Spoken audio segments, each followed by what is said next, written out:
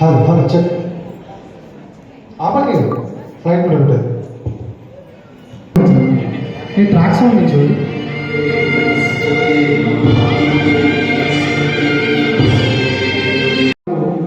ఒక అసాధ్యమైన వ్యక్తిగా ఎంతోమంది మాలాంటి యువకులను ప్రభావితం చేస్తూ వచ్చిన పెద్దలకు, ప్రముఖులకు మరియు సామాజిక పరంగా మంచి ఆలోచన కలిగిన ప్రతి ఒక్కరికి మానవ హక్కుల రక్షణ వాటి కోసం నిస్వార్థంగా పనిచేయడానికి విచ్చేసిన ప్రతి ఒక్క సభ్యునికి పేరు పేరు ధన్యవాదాలు తెలుపుకుంటూ ఈ కార్యక్రమం నడపడానికి మన వ్యాఖ్యాతగా హరిశంకర్ గారిని స్టేజ్ పైకి రావాల్సిందిగా కోరుతున్నాము. Thank you.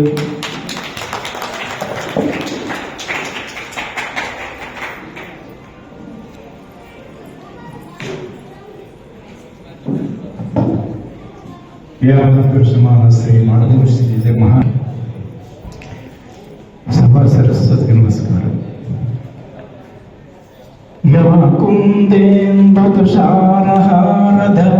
శంకర ప్రభుర్భి దేవై సదా పూజిత సామాం పాదు సరస్వతీం భగవతీం నిశేషజాడ్య. మంచిర్యాల, జగిత్యాల, జయశంకర్, భూపాలపల్లి, హుస్నాబాద్, సిద్దిపేట అందరూ ఏమనుకోవద్దు, సమయభావంతో ప్రత్యేక బ్యాడ్జి ప్రదానం. ప్రజా సంక్షేమ దృష్టిలో ఎన్నో కార్యక్రమాలు నిర్వహిస్తున్నటువంటి ఎన్హెచ్ఆర్సి నిజంగా ఒక సాంప్రదాయబద్ధమైన దూరం అవుతుంటే ఎందుకు మనకులే అనుకునేటువంటి ఈ యొక్క కాలంలో చాలా కార్యక్రమాలను చేపట్టి ప్రజా సంక్షేమమై, ప్రజాహితమై, ప్రజలకై, ప్రజల కొరకు నడుస్తున్నటువంటి సంస్థ.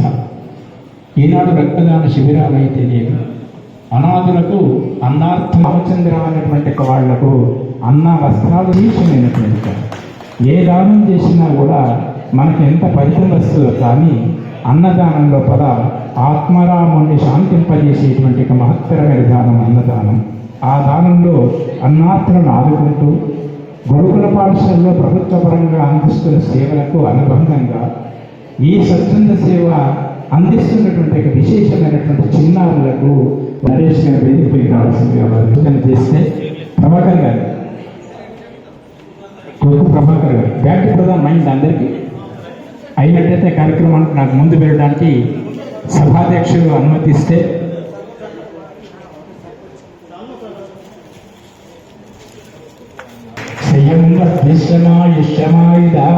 శోభమానం భజరే ధాన్యం ధనమింద్రాయ సోమా స్వర్ణ కలశే మంగళం దీర్ఘమాయు.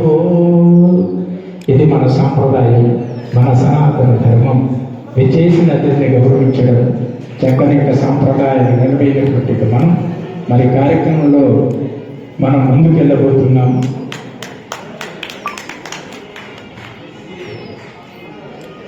భావితర యువకులు, జగించాల యువ కిషోరమైనటువంటి విద్యార్థి అలాంటి బహుమతి అర్పిద్దాం.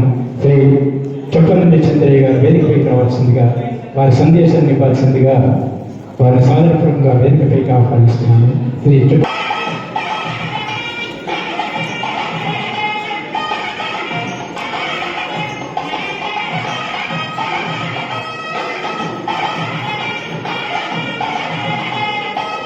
మనందరికీ సమయం తెలుసు. ఓడిపోయింది అన్యదా వ్యాఖ్యాత స్వతంత్రం 3 నిమిషాలు.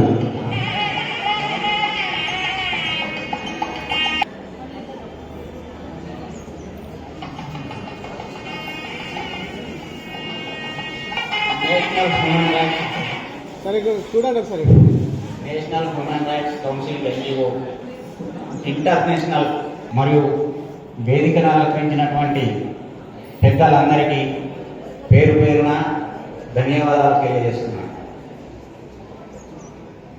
అదేవిధంగా మా 19 వేసినాము, 19 వేసినా కూడా 91లో కూడా మాకు పెండింగ్ పెట్టారు.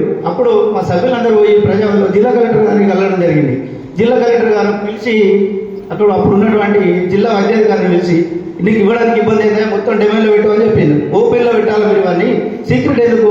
వాళ్ళు పే చేస్తున్నారు, వాళ్ళు ఫ్రీ సర్వీస్ చేస్తలేరు కదా హాస్పిటల్, వాళ్ళు డబ్బులు తీసుకుంటున్నారు చేస్తున్నారు. డబ్బులు తీసుకొని చేసినప్పుడు అది ప్రజా సమాచార హక్కు చట్టం కిందకి అప్లికేబుల్ అవుతుంది. మీరు ఇవ్వకపోవడం చాలా తప్పు, మీరు యాక్షన్ తీసుకోబడుతుంది, ఇమీడియట్ ఇవ్వండి అంటే సేమ్ డే మాకు సంబంధించిన సభ్యుని పిలుచుకొని సమాచారం ఇవ్వడం జరిగింది. ముఖ్యంగా మొన్న ఈ మధ్య కాలంలో అసలు ఆ హాస్పిటల్ ఉన్నాయి కదా, ఈ హాస్పిటల్లో ఏ పద్ధతి ప్రకారం మీరు పర్మిషన్లు ఇచ్చారు, ఆ పర్మిషన్లు అన్ని కరెక్ట్ ఉన్నాయా?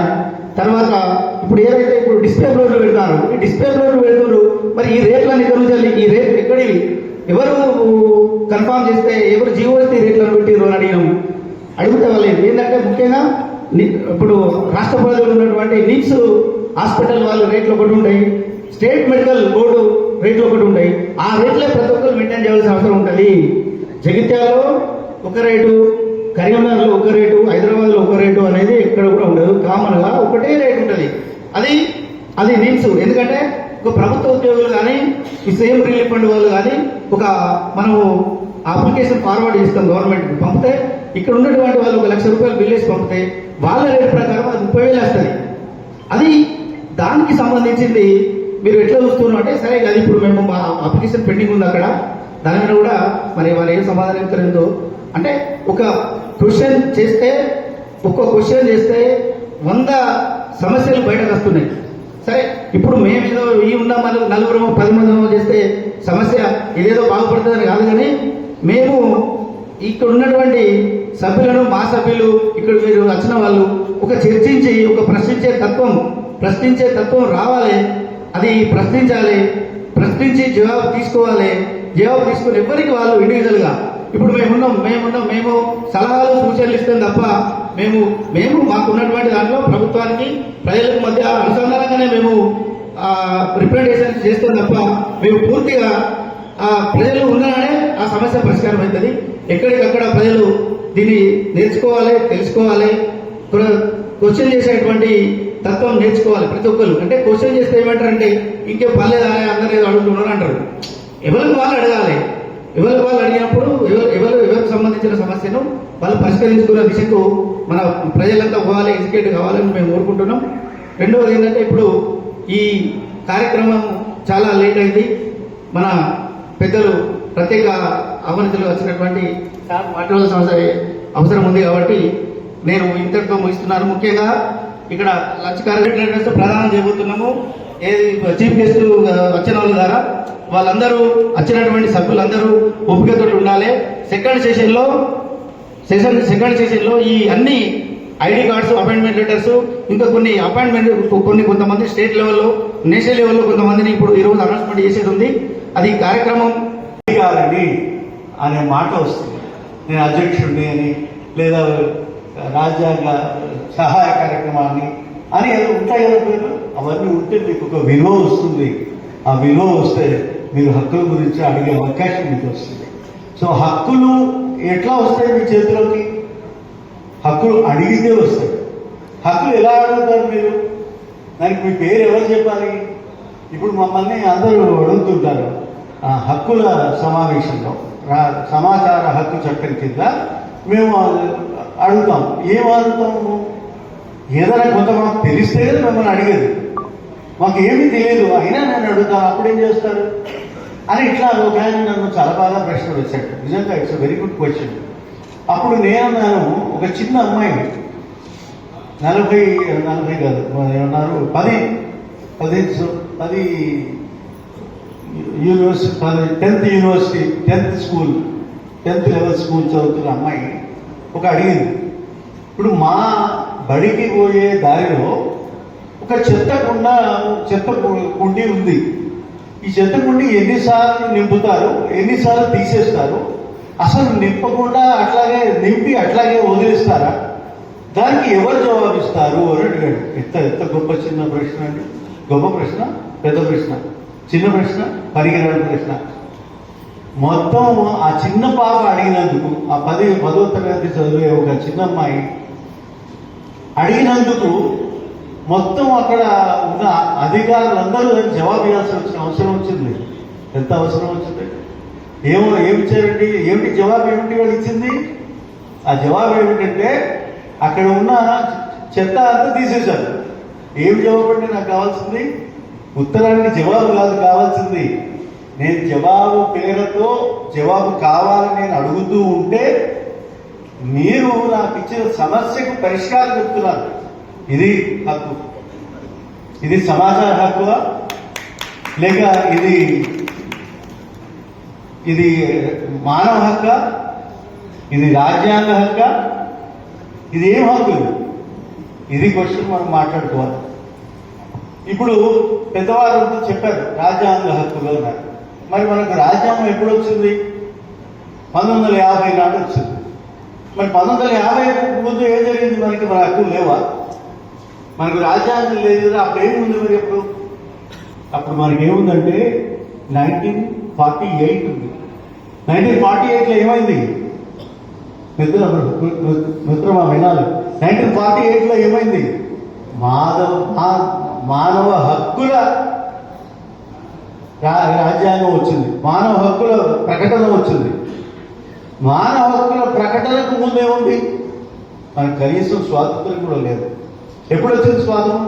1947కి వచ్చింది. అప్పుడు ఈ హక్కు ఎట్లా వచ్చింది? నాకు కొన్ని నెంబర్స్ దొరకట్లేదు, అప్పుడు తప్పులు వస్తున్నాయి అప్పుడప్పుడు. అందుకు నన్ను మీరు క్షమించాలి. ఎందుకు వస్తున్నాయంటే తప్పులు, నాకు మంచి తప్పులు వస్తున్నాయంటే మీరు నమ్ముతారో లేదో, ఒక 20 సంవత్సరాల క్రితం నుంచి నేను ఎవరి మీటింగ్లకి వెళ్ళటం లేదు. ఫస్ట్ టైం ఇవాళ వస్తున్నాను. మన మిత్రులు రావడం వల్ల వస్తున్నాను, మాట్లాడుతున్నాను. కారణం ఏమిటంటే బ్రెయిన్ స్ట్రోక్ వచ్చింది నాకు. బ్రెయిన్ స్ట్రోక్ వచ్చి అన్ని అక్షరాలు పోయినాయి. అన్ని అక్షరాలు, మాటలు ఏ మాటలు లేవు. మా ఆవిడ పేరు కూడా నేను చెప్పలేను. ఆ పరిస్థితిలో ఉంటాను. అప్పటి నుంచి ఇప్పుడు 2.5 సంవత్సరాలు దాటింది.